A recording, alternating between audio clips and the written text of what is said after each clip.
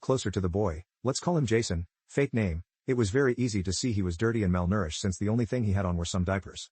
He was so small it didn't look like he could be older than 3, later found out he was actually 5. We asked him why he was alone, and he told us that mommy and daddy put him here and told him to wait. There was no cell signal in the area, so we did the sensible thing and brought him back to town to the nearest police station. To make a long story short, CPS was called. We discovered his parents were some get-high lovers that were on the run from a felony. The only other relative Jason had was his grandmother, who was very mentally ill and couldn't take care of him, and we felt bad.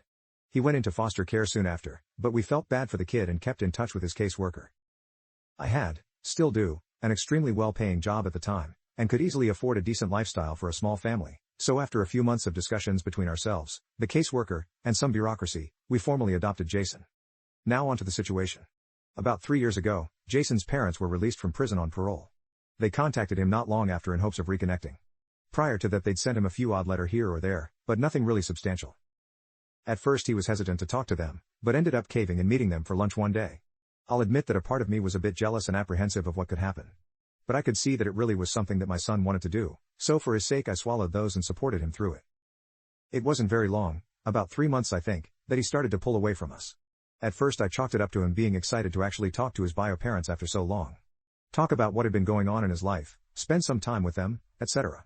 It started to bother me when he'd cancel plans with us last minute because mom had an emergency or dad really needs me to help him with something today or whatever other excuse he could come up with. He used to come over to our house at least once a week, call every day or so, but now we were lucky if he even came by that month. Again, I thought that was just temporary, that he was just excited and soon enough he'd start spending some time with us again. We were overjoyed when he invited us over to diner one night. It was supposed to be a family gathering, us and his bio parents and his wife, girlfriend at the time. I wasn't exactly keen on meeting the people that had left my son for the dead on the side of the road, but decided to give them the benefit of the doubt, thinking maybe they'd atoned and changed. Besides, he's our son and we love him. We had to at least try.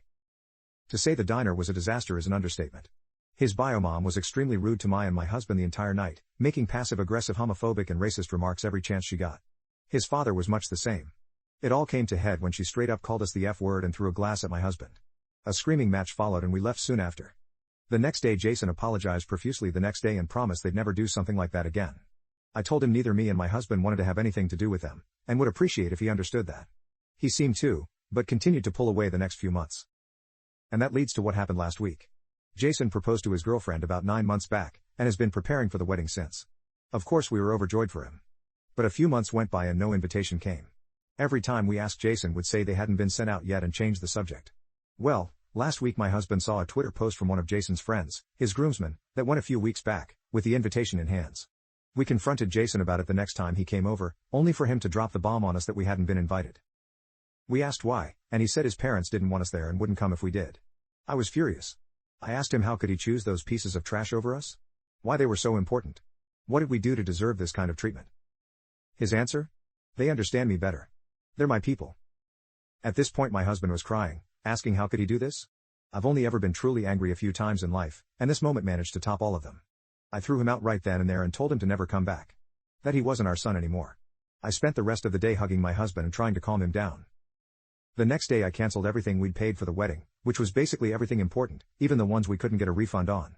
Of course Jason had the gall to call and scream at me, asking how I could do that to him. Where would he find replacements for a wedding that was supposed to happen only a few months from now? I told him I didn't give a dang and said maybe you should ask those 2 leeches you call parents for some help. 19 years. 19 years of my life spent raising and loving a kid that I considered my own son, only to be treated like garbage. Giving blood, sweat and tears, so he would have a good life, all the love we could possibly give, and that's what we get as a reward.